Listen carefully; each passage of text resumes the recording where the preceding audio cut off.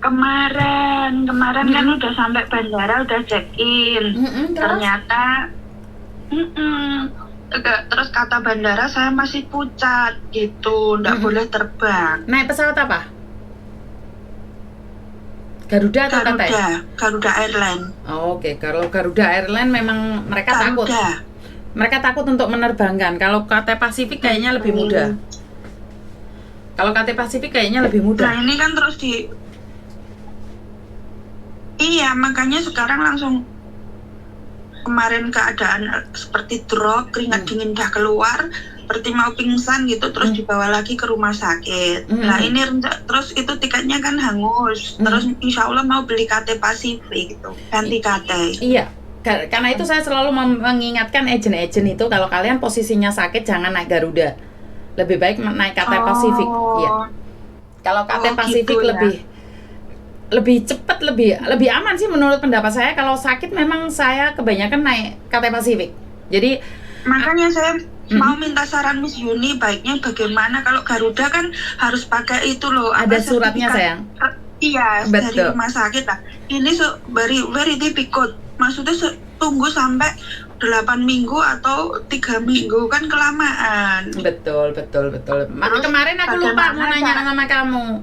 Pesawatnya apa? Kalau pesawatnya Garuda, aku sudah bisa pastikan nih kamu nggak bisa terbang. Iya,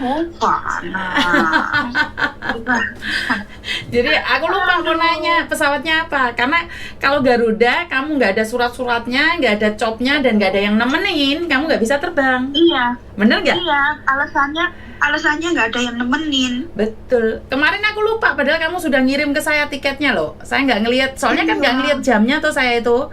Saya nggak ngelihat jamnya. Kamu cuma ngirimin saya penerbangan. Kalau aku tahu itu GA, mungkin aku akan bilang sama kamu. Kan kamu nggak ngasih full toh? Ngasih full. Enggak, separuh. Oh. Cuman GA 8, GA 2 itu aja, nggak ada. Nggak full kamu. Jadi mendingan nih dari Indonesia kamu naik KT Pasifik.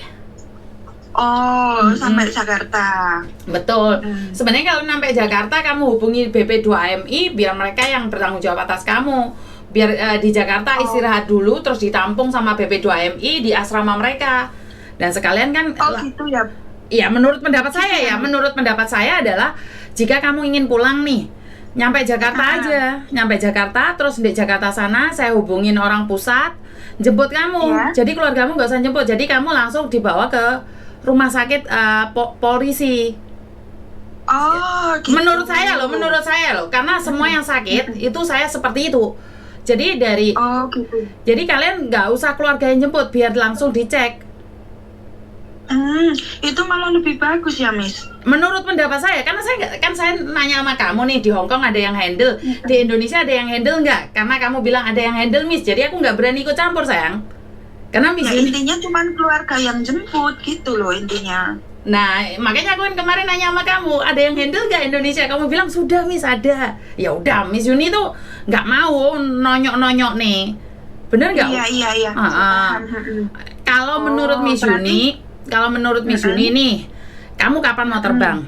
Jam berapa? Ini dari dokter belum boleh keluar lagi karena kan kemarin kaki saya bengkak, terus badannya lemah. Nah, makanya itu. Maka dari itu kalau kamu ikut saran Miss Yuni nih, kalau kamu nggak keberatan sebelum terbang kasih semua surat-suratnya ke saya, paspormu, KTP-mu, dan keluargamu yang ada di Indonesia, nomornya juga. Jadi yang jemput itu biar pemerintah. Kalau bisa itu ambulannya yang langsung jemput, terus kamu langsung dirujuk di rumah sakit polisi yang ada di Jakarta. Nah, dari situlah kita butuh negara yang melayani. Kan kamu sudah jadi devisa nih, ya tuntut dong. Ya dituntut dong BP2MI suruh kerja. Bener nggak sih? Oke, siap, benar. Ya, kenapa Miss Yuni selalu nanyain, kamu yakin nih di Indonesia ada yang bantu? Bener nggak? Kemarin Miss Yuni nanyain apa? Ada yang bantu? Iya, cuman kan saya bilang ada adik ponakan saya gitu kan, keluarga gitu. Karena sudah ada, Miss Yuni nggak berani ngomong. Dan kalau aku tahu itu Garuda, saya sudah pastikan nggak bisa terbang. Karena dulu, ini pengalamannya Miss Yuni dulu itu, Miss Yuni kerja di agen-agen ya. Jadi Miss Yuni sudah tahu nih kalau kamu nggak ada temennya, nggak ada yang nemenin, nggak bisa terbang sayang. Iya, itu alasannya nggak ada yang nemenin, terus keadaannya belum fit gitu loh. Betul. Tapi kalau ada yang nemenin, boleh. Harus nulis surat, harus tanda tangan, harus seperti ini, seperti itu. Makanya dulu anakku itu kalau mau terbang aku selalu umumin di Facebook, "Rek, sapa sing ate terbang bareng, titip." Gitu itu saya selalu kayak gitu. Titip koncomu loro gitu, jadi otomatis kan teman-temannya tahu, oh ya Miss. Oh iya, nanti ini buat pelajaran juga Miss, nanti saya bisa bilang sama teman-teman saya di grup. Lah iya. Mereka tahu. Iya, kalau Miss Yuni seperti itu, kenapa? Karena saya pernah nggak lolos sekali, Nduk. Miss Yuni itu pernah anaknya nggak lolos sekali, itu gara-gara sakit kanker juga. Dari NTB nyampe di bandara sampai Toukaran jengat-jengat, majikannya ikut, ya nggak bisa lolos. Oh gitu. Terus ya untung agent saya baik hati Miss. Dia bilang ya udah masuk rumah sakit aja, nanti kita pikir belakang tiketnya hangus ya sudah hangus gitu. Yang penting kamu gitu agent saya. Lah emangnya agent tidak menginfokan ke KJRI kalau kamu pulang? Menginfokan. Dan KJRI kemarin aja KJRI juga bilang harusnya itu jangan kalau mau melalui Garuda harus minta letter ini ngono. Cuman majikan saya itu nggak minta letter yang dari KJRI itu untuk dicop gitu loh Miss. Oh memang harus ada penemanannya. Kesalahannya agent saya itu lupa minta nggak tanya apa harus pakai apa gitu. Cuman intinya kalau saya itu mau pulang ke Indo karena sakit gitu loh, melaporkan. Cuman dia nggak tahu kalau ada prosedur pakai itu surat itu yang tanda tangan cek dokter itu. Iya harus ada letternya kalau kamu bisa terbang. Fit for flight, terus Mariono KJRI, terus ada pendampingan, semuanya itu ada sayang, ada peraturannya. Maka dari kemarin itu kan gimana? Mbak Novi dari sini kemarin dari perwakilan KJRI tanya bagaimana keadaannya gitu, terus intinya dapat suratnya itu bagaimana lah. Ternyata saya bilang sama pihak sini dapatnya tanda tangan itu tunggu 8 minggu, emang ya nggak kaoco. Iya, Miss Yuni nggak ngeliat om tiketmu mau foto mesak separuh genjeng nggak? Oh iya ya, malahan sekarang dalam keadaan nggak genah ngono loh Miss. Kayak sakit itu.